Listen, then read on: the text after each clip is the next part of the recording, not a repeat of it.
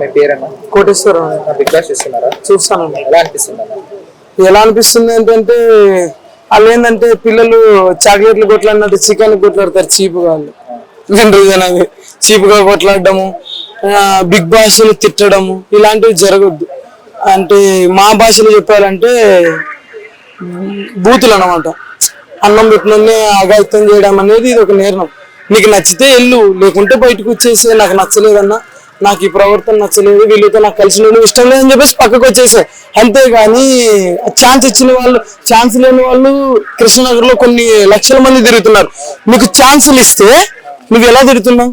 Chance కోసం ఎంతమంది తిరుగుతున్నారు కృష్ణనగర్ లో? ఛాన్స్ ఇస్తే ఇలా నీ రుబాబు మాట్లాడుతున్నావు. అది నువ్వు బయటకు ఇంటర్వ్యూ వచ్చినప్పుడు ఎందుకు మాట్లాడావు అనేది నువ్వు పర్టికులర్ రీజన్ చెప్పాలి. అది చెప్పట్లేదు నువ్వు. అర్థమైంది?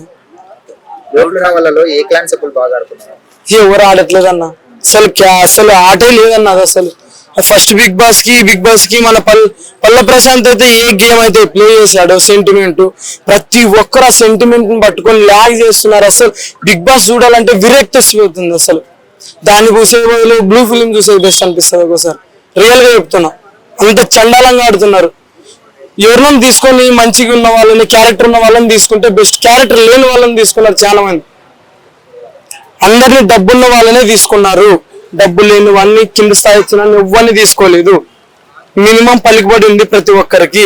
పలుకుబడి లేని వాడు ఎవడు లేడు బిగ్ బాస్ లో. ఫస్ట్ నుంచి కూడా సీజన్ 8 లో ఒక్క పల్లె ప్రశాంత్ నుండి తీసుకున్నారు. ఆయన మోసం చేసిండు డబ్బులు ఇస్తానని.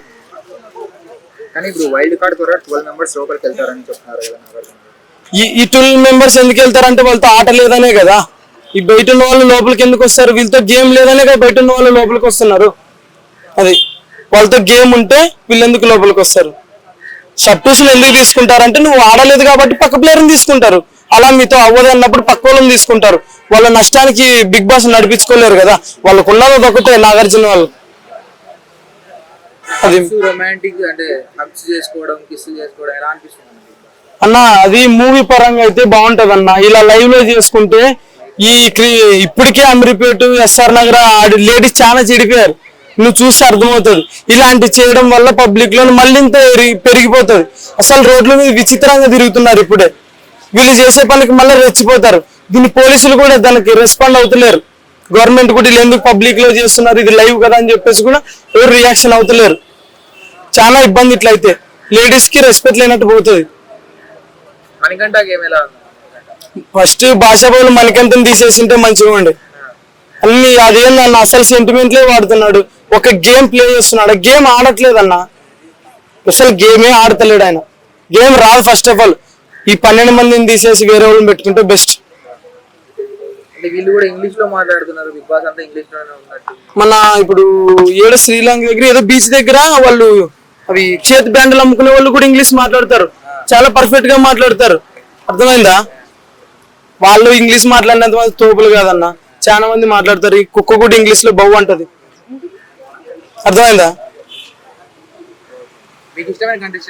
ఎవరు లేరు, ఎవ్వరు లేరు, అసలు లేరు. వేస్ట్ అంటున్నా.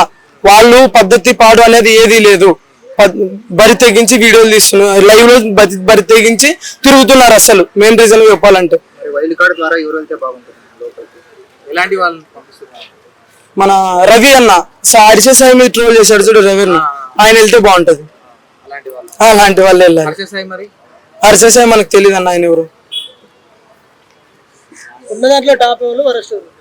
అసలు నేను వాళ్ళని చూడడం వేస్ట్ అన్న అంటున్నా. బ్లూ ఫిలిం చూస్తా వాళ్ళని చూసే బాబు. నేను రియల్ చెప్తున్నా, చూడొద్దని చెప్తానన్న. నా యూట్యూబ్ ఛానల్ ఉంది, దాంట్లో చూడండి నన్ను. అది బిగ్ బాస్ చూడొద్దని నన్ను చూడండి. అది మ్యాటర్.